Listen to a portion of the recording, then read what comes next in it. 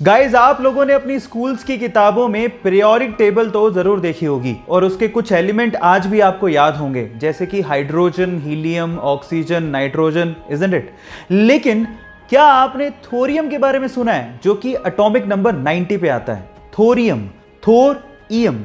थोर से मार्वल का वो सुपर हीरो कैरेक्टर याद आता है, पर सवाल ये है कि क्या थोरियम और थोर इन दोनों में आपस में कोई रिलेशन है? जी हां है।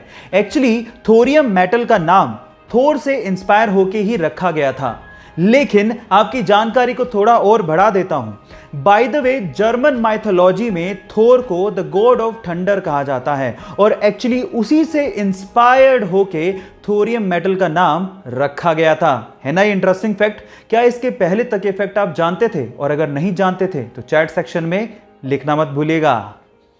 गाइस, ये आपने साइंस की किताबों में जरूर पढ़ा होगा कि कोई भी एटम या एलिमेंट 3 फंडामेंटल पार्टिकल से मिलकर बनता है, इलेक्ट्रॉन, प्रोटॉन और न्यूट्रॉन। लेकिन उसमें इलेक्ट्रॉन सबसे ज्यादा स्टेबल फंडामेंटल पार्टिकल है। इनफैक्ट ये पूरी ही यूनिवर्स में सबसे ज्यादा स्टेबल है। वो कैसे, मैं आपको बताता हूं। एक्चुअली एक इलेक्ट्रॉन 60,000 योटा ईयर्स तक एग्जिस्ट कर सकता है।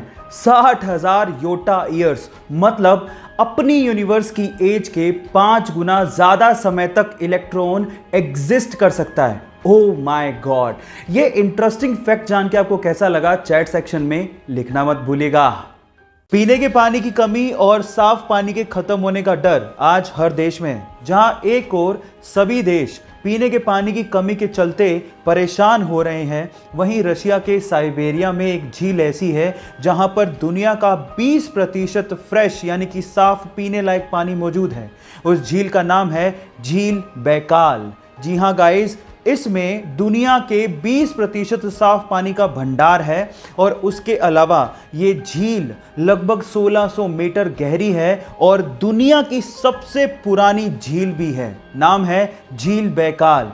ये इंटरेस्टिंग फैक्ट जान के आपको कैसा लगा? चैट सेक्शन में लिखना मत भूलिएगा। गाइस, मैथ से बहुत लोगों को डर लगता है और उसका फोबिया भी बहुत ज्यादा होता है। इसी वजह से एक बार इंटरनेट पे एक पोस्ट वायरल हो गया, जो पोस्ट आपको अभी वीडियो में दिखाई दे रहा है।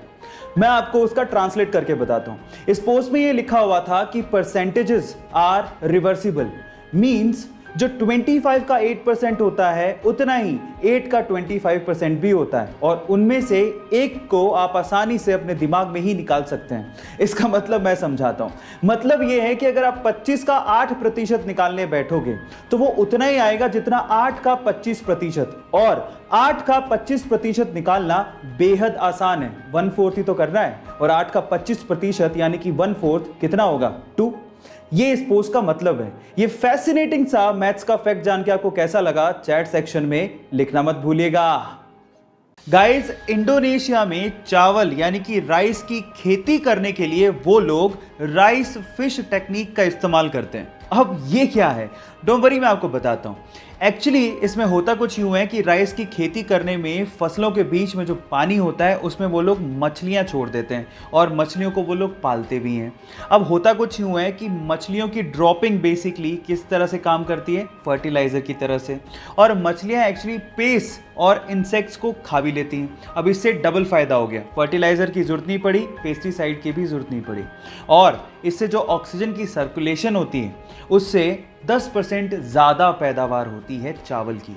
है ना ये कमाल की टेक्निक? आपको ये टेक्निक सुन के कैसा लगा? चैट सेक्शन में लिखना मत भूलिएगा।